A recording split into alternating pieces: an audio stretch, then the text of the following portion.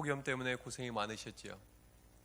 국가적으로는 일본의 추가 수출 제한 조치 발표로 인해서 어수선한 한 주간이었습니다.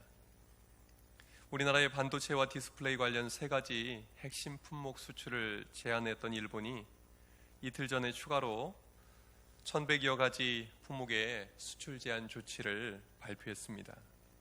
이에 대해서 대통령이 나서서 비상 국무회의를 주최하고 또 기업뿐만 아니라 범국민적인 협력을 호소했습니다. 이번 일본의 조치로 인해서 국가적인 위기를 맞이한 것은 틀림없습니다. 대통령과 정부는 슬기롭게 대처해야 할 것입니다. 기업들도 이번 기회에 일본 의존도를 낮추고 국산화와 또 대체제 마련에 총력을 기울여야 할 것입니다. 국민들도 나뉘어졌던 마음을 하나로 모아야 할 것입니다. 정치력이든 불매운동이든 우리가 취할 수 있는 모든 방법을 동원해서 잘 해결해야 할 것입니다. 이번 위기는 잘 극복하면 우리나라가 한 단계 더 도약하는 좋은 기회가 될 것입니다. 그러나 서로 분열하고 책임을 떠넘기고 자기 살 길만 찾고자 한다면 더 큰 위기가 닥쳐올 것입니다. 우리나라 국민들은 위기 때마다 하나가 됐습니다. 그 힘으로 70년대 2번의 석유 파동도 그리고 1997년도에 일어났던 IMF 사태도 잘 극복해냈습니다. 저는 이 한 주간을 지나면서 곰곰이 생각해 봤습니다. 왜 이렇게 갑자기 우리나라에 많은 문제들이 터져 나오는 것일까?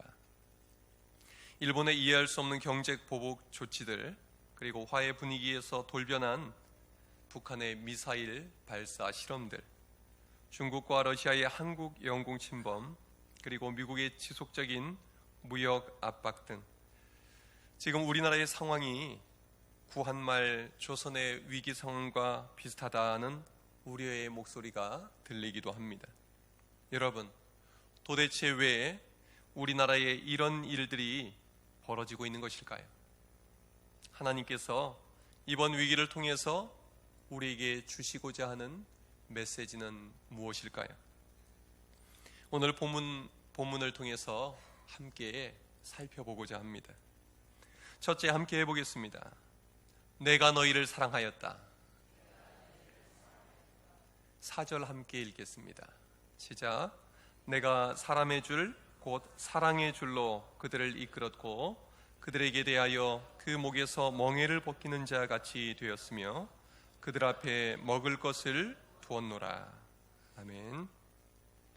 하나님은 이스라엘 민족의 목에서 멍에를 벗기고 자유를 주셨습니다. 그리고 그들 앞에 풍족한 먹을 것을 마련해 주셨습니다. 이스라엘 백성들이 지금 누리고 있는 모든 것은 하나님이 주신 사랑의 선물이다라고 말씀하고 계신 겁니다. 이 말씀을 선포하고 있는 호세아는 북왕국 이스라엘이 경제적으로 풍요로웠던 여로보암 2세 때 선지자로 부름을 받았습니다. 여로보암 2세는 외교적으로 경제적으로 탁월한 지도력을 발휘한 왕이었습니다. 그의 시대에는 도시가 발달하고 상업과 무역이 융성해서 나라가 크게 번영했습니다. 또 나라가 안정되고 힘이 세지다 보니 대외적으로도 이 북이스라엘 왕국은 대접을 잘 받으면서 살던 시대였습니다. 그러나 이스라엘이 본래 이렇게 잘 살던 나라가 아니었습니다. 1절에서 하나님은 이스라엘이 어렸을 때에 내가 사랑하여 내 아들을 애굽에서 불러냈다고 말씀합니다. 이스라엘 백성들은 애굽 땅에서 수백 년 동안 사람 대접받지 못하고 노예 생활을 했습니다. 그들은 너무나 고통스러워서 하나님 앞에 울부짖었습니다. 하나님께서 그 기도에 응답하셨습니다. 그리고 모세를 보내셔서 이스라엘 백성들의 목에서 종살이의 멍에를 벗겨 주셨습니다. 이렇게 해서 이스라엘의 역사는 시작됩니다. 하나님은 걸음마부터 가르치는 부모의 심정으로 이스라엘 백성들을 돌봐주시고 잘 이끌어 주셨습니다. 그들이 넘어질 때에 팔로 안아주셨습니다. 다치면 고쳐주셨습니다. 하나님은 결국 이스라엘 백성들을 젖과 꿀이 흐르는 땅 가나안으로 인도해 주셨습니다. 그리고 그 땅에서 풍요를 누리며 살게 해 주셨습니다. 그러므로 당시 이스라엘 백성들이 누리던 그 모든 자유와 번영은 하나님께서 사랑하는 자녀에게 주신 선물이었습니다. 자기들 스스로 이룬 것이 아니었습니다. 오늘 우리도 마찬가지지요. 오늘 우리가 누리고 있는 이 자유, 이 풍요로운 물질적인 복은 언제부터 누리던 것입니까? 우리나라는 본래부터 잘 살던 나라가 아닙니다. 정말 가난한 나라였습니다. 일본의 주권을 빼앗기고 식민 지배를 받던 시절에는 더 가난했습니다. 이 나라에서 먹고 살기가 너무 힘들어서 국경을 넘어서 만주로, 연해주로 이주하던 사람들이 많았다고 합니다. 해방 이후에 한국 동란을 치르면서 이 땅은 폐허가 됐습니다. 사람이 살기 힘든 참혹한 땅이 되었습니다. 지구상에서 가장 가난한 나라가 바로 대한민국이었습니다. 수많은 전쟁 고아들이 외국으로 입양이 됐습니다. 우리나라는 외국의 원조 없이는 살 수가 없었습니다. 변변한 소비재 공장 하나 없었습니다. 그러나 오늘 우리는 예전에 꿈도 꿀 수 없었던 일상을 살아가고 있습니다. 우리나라는 어떻게 이렇게 잘 살게 되었습니까? 오늘 본문을 통해서 하나님은 우리에게 말씀하십니다. 내가 너희를 사랑하였기 때문이다. 하나님은 우리나라 우리 민족을 사랑하셔서 조선이 망하기 직전에 예수 그리스도의 복음을 전해주셨습니다. 이 나라가 절망 가운데에 빠져 있을 때, 일본 사람들에게 짐승처럼 학대받으면서 살 때에 우리 민족은 하나님의 사랑을 힘입어 다시 일어날 수 있었습니다. 모든 희망이 사라진 전쟁의 폐허 위에서도 하나님은 이 나라의 사랑을 베풀어 주셨습니다. 먹고 살기 힘들었던 그 시절, 이 나라 백성들은 교회로 모여들어 하나님의 말씀을 듣고 힘을 얻었습니다. 우리 민족은 하나님의 변함없는 사랑의 용기를 얻어 다시 일어났습니다. 그리고 이 땅의 세상 모든 나라 사람들이 놀라워하는 기적이 일어났습니다. 한강의 기적, 대한민국의 기적은 사람의 힘으로 이룬 것이 아닙니다. 오늘 우리를 사랑의 줄로 여기까지 이끄신 분은 바로 하나님이십니다. 우리의 목에서 식민 지배의 멍에를 벗기시고, 공산 지배의 멍에를 벗기시고, 가난의 멍에를 벗기신 분은 하나님이신 줄로 믿으시기를 바랍니다. 우리를 상처투성이였던 그 역사 가운데에서 고치신 분도 하나님이십니다. 우리가 굶지 않도록 우리 앞에 먹을 것을 차려주시고 오늘의 풍요를 누리게 하신 분도 하나님이십니다. 하나님의 사랑의 끈은 사람의 힘으로 끊을 수 없습니다. 일본도 끊을 수 없습니다. 북한도 끊을 수 없습니다. 미국도 중국도 러시아도 끊을 수 없습니다. 하나님은 오늘 우리에게 말씀하십니다. 내가 너희를 사랑한다.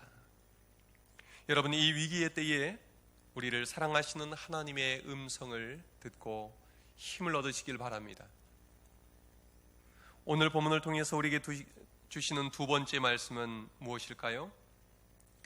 함께 해보시겠습니다. 너희는 나를 사랑하지 않았다. 5절 함께 읽겠습니다. 그들은 애굽 땅으로 되돌아가지 못하겠거늘 내게 돌아오기를 싫어하니 아수르 사람이 그 임금이 될 것이라.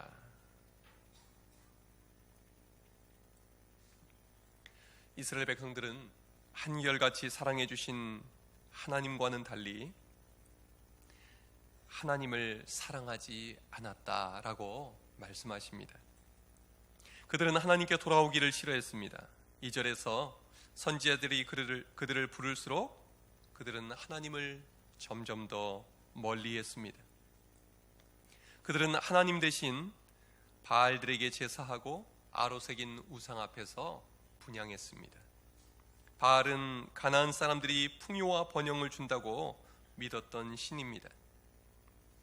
하나님은 애굽에서 종살이하던 이스라엘 백성들을 해방시켜서 가나안 땅에 들어가 잘 살게 해주셨습니다. 그러나 이스라엘 백성들은 생활이 나아질수록 하나님을 멀리했습니다. 그들은 더 잘 살기 위해서 하나님을 버리고 바알신을 섬겼습니다. 하나님은 이스라엘 백성들을 사랑하시기에 선지자들을 보내셨습니다. 그리고 이스라엘 백성들에게 다시 돌아오라고 일깨우고 경고하셨습니다. 하지만 그들은 돌아오지 않았습니다. 우상 숭배에 더 열심을 냈습니다. 이스라엘 백성들은 수단과 방법을 가리지 않고 더 많이 갖고 더 많이 누리는 데에만 관심을 쏟았습니다. 그들은 어려운 이웃을 돌보라고 주신 복을 자기들만을 위하여 사용하고자 했던 것입니다. 그럼에도 불구하고 하나님은 이스라엘 백성들을 변함없이 사랑하셨습니다. 마치 호세아의 아내가 다른 남자와 음행을 저질러도 여전히 아내를 용서하고 데려와 사랑해 주었던 것처럼 하나님은 우상 숭배하는 이스라엘 백성들을 변함없이 사랑해 주셨습니다. 그러나 이스라엘 백성들은 하나님을 사랑하지 않았습니다. 그들은 생명길을 떠나 멸망길로 달려갔습니다.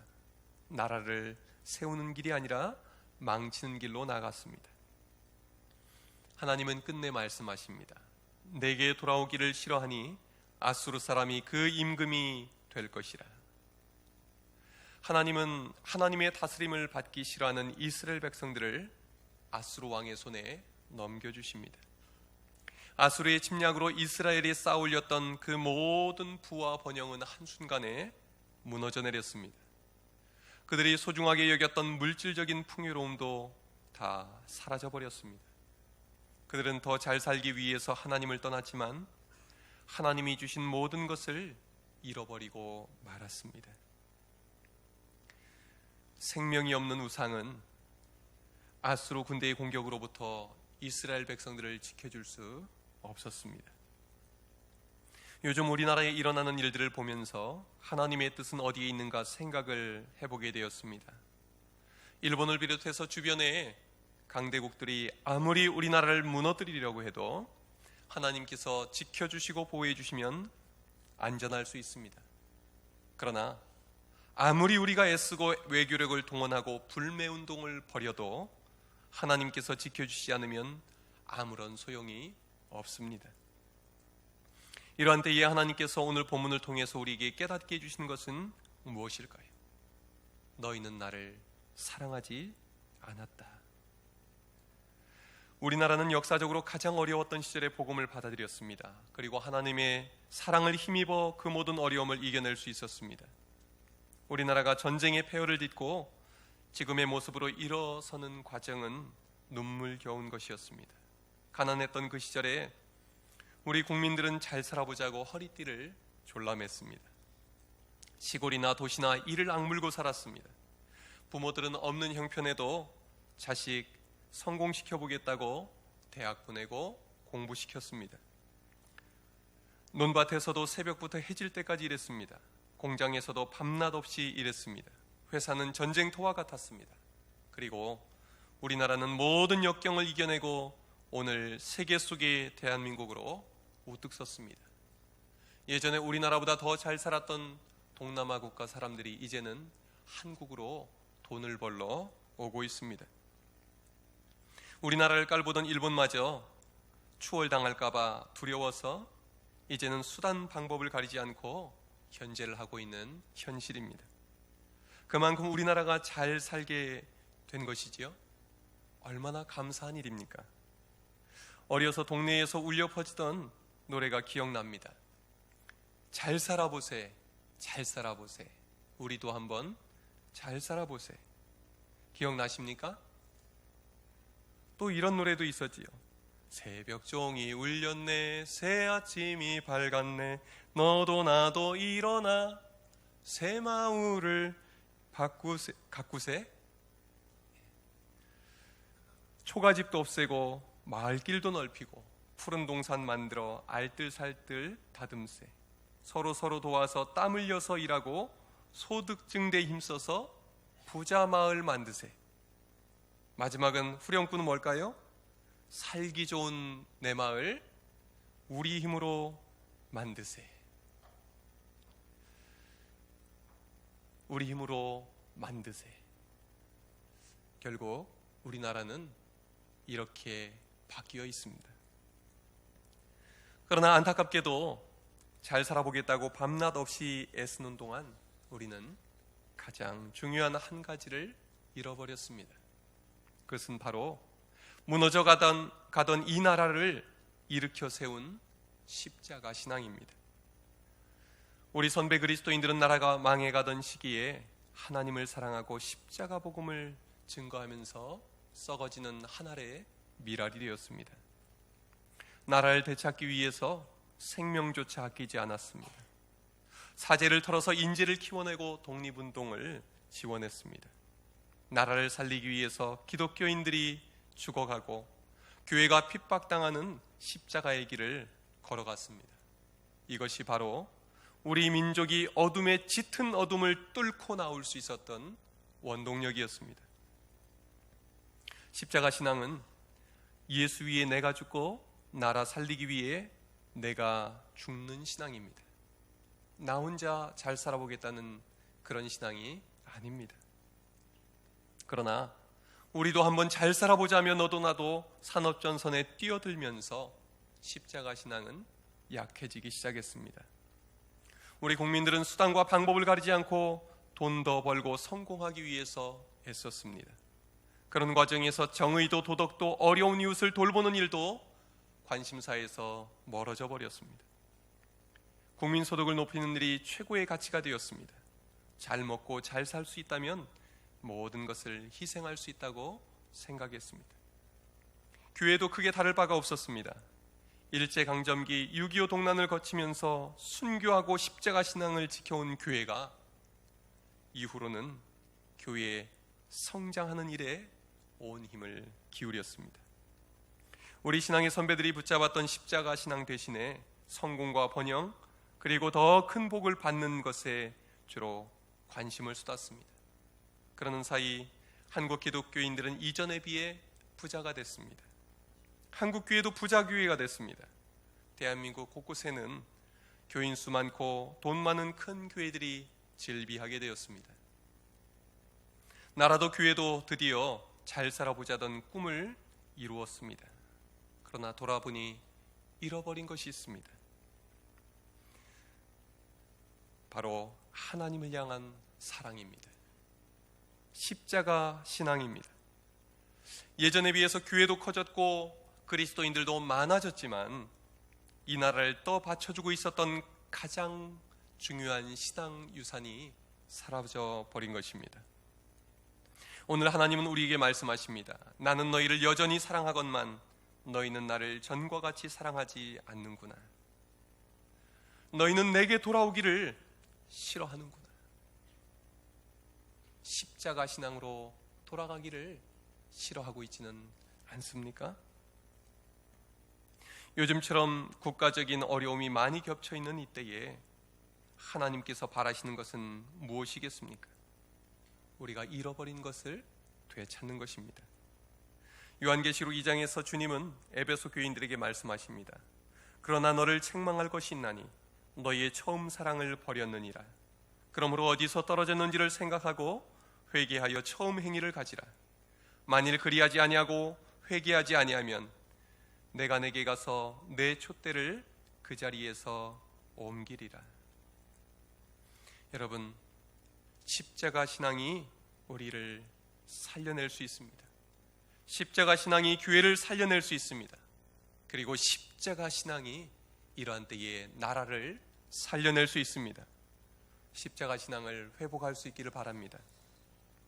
마지막으로 하나님께서 우리에게 주시는 말씀은 무엇입니까? 함께 해보시겠습니다. 돌이켜 여호와를 따르라. 10절 11절 함께 읽겠습니다. 시작. 그들은 사자처럼 소리를 내시는 여호와를 따를 것이라. 여호와께서 소리를 내시면 자손들이 서쪽에서부터 떨며 오되 그들은 애굽에서부터 새같이 아수르에서부터 비둘기같이 떨며 오리니 내가 그들의 집에 머물게 하리라. 나 여호와의 말이니라. 아멘.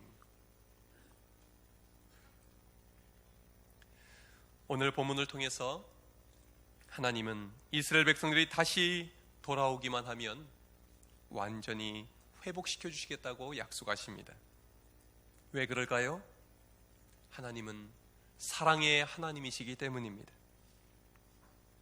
8절에서 하나님은 이렇게 말씀하십니다. 에브라임이여 내가 어찌 너를 놓겠느냐, 이스라엘이여 내가 어찌 너를 버리겠느냐.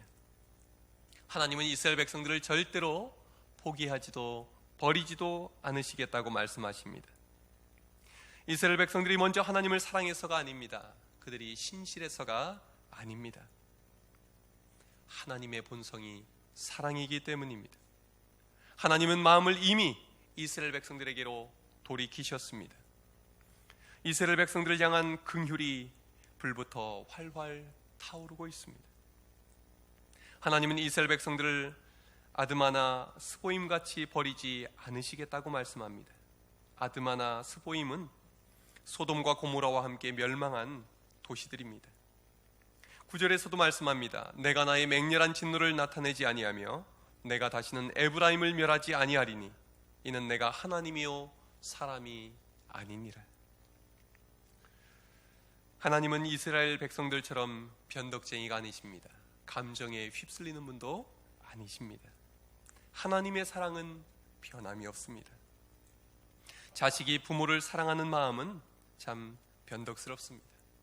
부모님이 잘해주실 때는 잘하는 듯 하다가도 부모에게 서운함을 느끼면 쉽게 등을 돌려버립니다.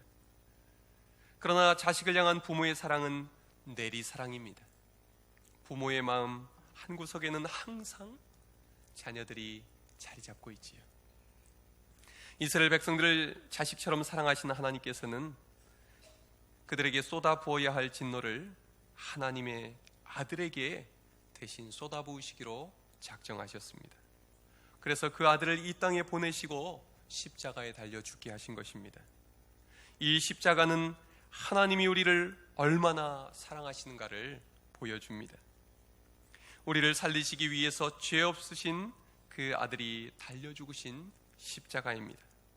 그러므로 십자가는 우리를 향해 불타오르는 하나님의 사랑을 보여줍니다.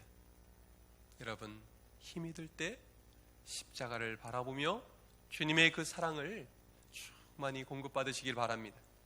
이 나라가 어려운 이때에 십자가를 바라보며 하나님의 사랑을 간구할 수 있길 바랍니다. 이 불타오르는 사랑을 가장 잘 보여주는 비유가 탕자의 비유입니다.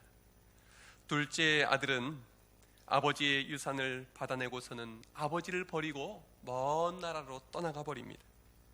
그 모든 것을 다 탕진하고 나서야 아버지를 떠올립니다.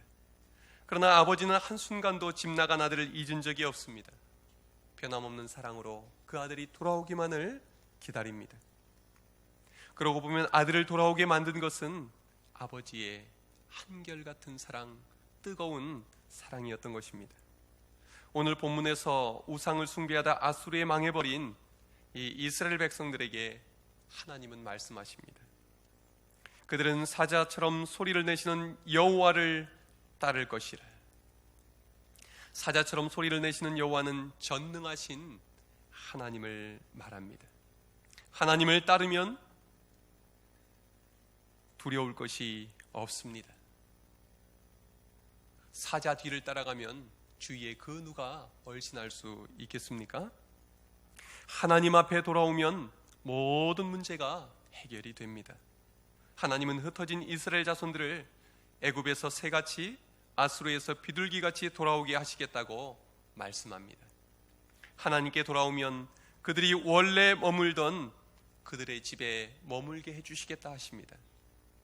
그 집은 젖과 꿀이 흐르는 땅, 가나안 땅을 말하는 것입니다.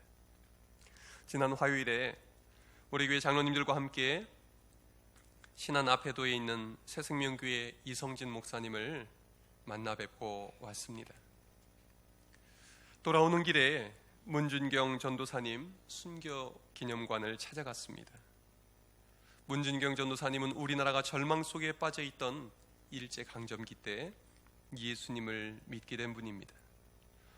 부잣집에서 태어나고 자랐지만 시집 잘못 가서 결혼한 첫날부터 과부처럼 지냈습니다. 남편은 나가버리고 시부모님만 모시고 오랫동안 살았던 것입니다. 시부모님마저 돌아가시고 의지할 것 없는 이 문준경 전사님은 목포로 나와서 살아갈 이유를 알지 못한 채 하루하루 살아가고 있었습니다. 그러다가 한 분의 전도로 예수님을 믿게 됐습니다. 예수 복음, 예수 사랑을 알게 된 후 너무너무 기뻐서 혼자 간직할 수가 없었습니다. 그는 예수 복음을 모르는 신안군의 온 섬들을 다 돌아다니며 예수님의 그 사랑을 나누어주고 전하게 되었습니다. 우상과 무지에 빠져있던 섬 사람들은 문전도사님을 통해 예수님의 사랑을 알게 되었고 그 인생이 변화되었습니다.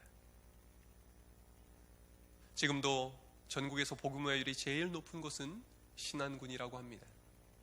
한 분이 정말 그 죽을 각오를 하고 갯벌을 건너고 바다를 건너 예수 복음 전했을 때에 섬 전체가 살아나게 되었던 것입니다. 목숨 바쳐 복음을 전하던 문전도사님은 1950년 공산당원들에 의해서 증도 앞바다에서 순교당하셨습니다. 순교하신 자리에 이런 글이 남아 있었습니다. 미신과 우상과 가난과 무지의 바다를 복음의 땅, 천사의 땅, 순교의 섬으로 만든 신안의 잔다르크.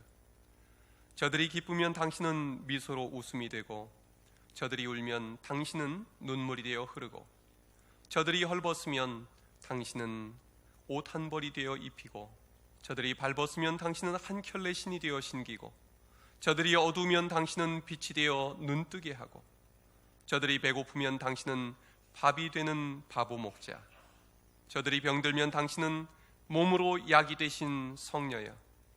증도의 순교자 성결의 어머니 문준경, 우리는 당신을 사랑합니다. 저들의 능력은 죽이는 것이나 당신의 능력은 죽는 것입니다. 당신의 능력은 죽는 것입니다.